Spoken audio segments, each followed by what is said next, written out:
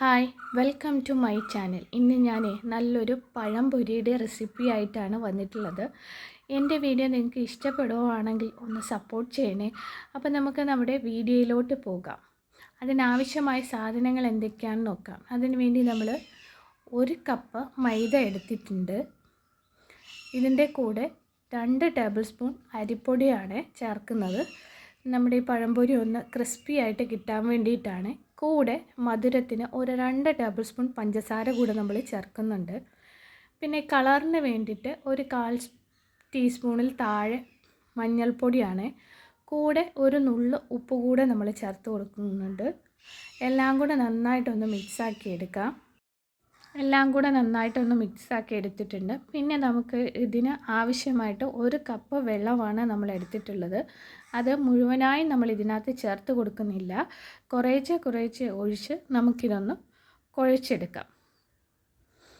ഒരു 2-3 ബാച്ചായിട്ട് വെള്ളം ഒഴിച്ച് നമുക്ക് കുഴച്ചെടുത്താൽ മതി. ഒരുപാട് അങ്ങ് ലൂസാവാനും ഒരുപാട് കട്ടിയായി പോവാനും പാടില്ല. പിന്നെ നമ്മൾ ഇതിലേക്ക് പഞ്ചസാരയും ഏലക്കയും കൂടെ പൊടിച്ചതാണ്. അത് 1 ടേബിൾ സ്പൂൺ ഇട്ട് കൊടുക്കുന്നുണ്ട്. അതും കൂടെ ചേർത്ത് നന്നായിട്ടൊന്ന് മിക്സാക്കി എടുക്കാം. എല്ലാം ഒന്ന് നന്നായി മിക്സായി കിട്ടിയിട്ടുണ്ട്. ഇതുപോലെ ഒത്തിരി അങ്ങ് ലൂസായി പോകാനും പാടില്ല, എന്നാൽ വളരെ കട്ടിയാവാനും പാടില്ലാത്ത രീതിയിൽ. ഇനി നമുക്കിതൊരു അരമണിക്കൂർ റെസ്റ്റ് ചെയ്യാൻ വെക്കാമേ.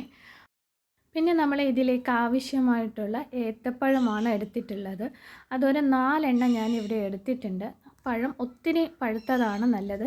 ഒത്തിരി പഴുക്കാത്തത് കൊണ്ട് ഞാൻ ചെറിയ കനം കുറച്ചിട്ടാണ് അരിഞ്ഞെടുത്തിട്ടുള്ളത്.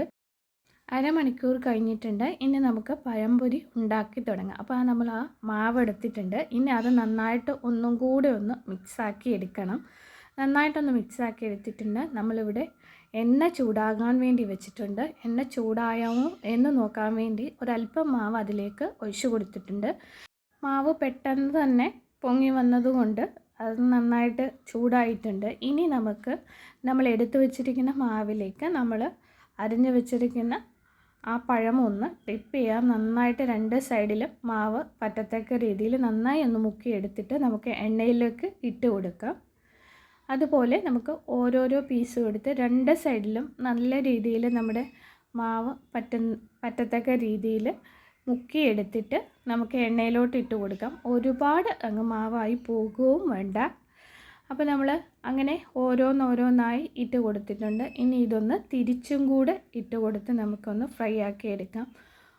ഒത്തിരി ഫ്രൈ ആയി പോകണ്ട. 2 സൈഡും നന്നായിട്ടൊന്ന് ഫ്രൈ ആയി വരുമ്പോഴത്തേന് നമുക്ക് എണ്ണയിൽ നിന്ന് കോരി മാറ്റാം.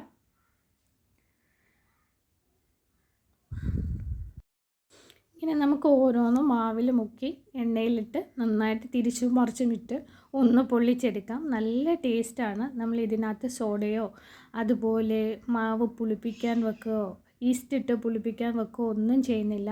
അത് നല്ല ടേസ്റ്റുള്ള പഴംപൊരിയോ വാഴയ്ക്കാപ്പുമാണ് നമുക്ക് ഇവിടെ റെഡിയായി കിട്ടിയിട്ടുള്ളത്.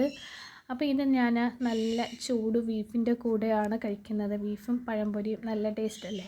അപ്പോൾ നിങ്ങളെല്ലാവരും ഇതൊന്ന് ഉണ്ടാക്കി നോക്കണം. ഇഷ്ടപ്പെടുകയാണെങ്കിൽ ലൈക്ക് ചെയ്യാനും സബ്സ്ക്രൈബ് ചെയ്യാനും ഒന്നും മറക്കല്ലേ.